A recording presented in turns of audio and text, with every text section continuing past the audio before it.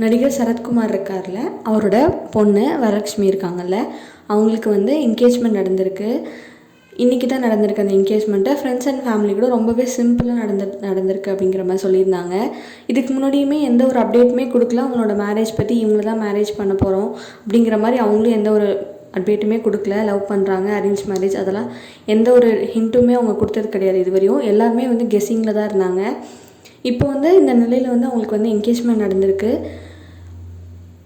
மும்பையை சேர்ந்த ஒரு தொழிலதிபரோட தான் என்கேஜ்மெண்ட் நடந்திருக்கு அப்படின்னு சொல்லியிருக்காங்க.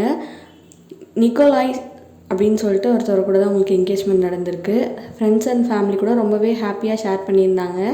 என்கேஜ்மெண்ட்டுக்கு அவங்களோட ஃப்ரெண்ட்ஸ் அண்ட் ஃபேமிலி மூலிமா வந்து நிறைய விசேஷமே இருக்குது. உங்களோட ஃபேன்ஸ் மூலிமாவும் உங்களோட விசேஷம் வந்து வரலட்சுமிக்கு தெரிவிங்க. இந்த வீடியோ பிடிச்சிருந்துச்சுன்னா லைக் பண்ணுங்கள், ஷேர் பண்ணுங்கள்.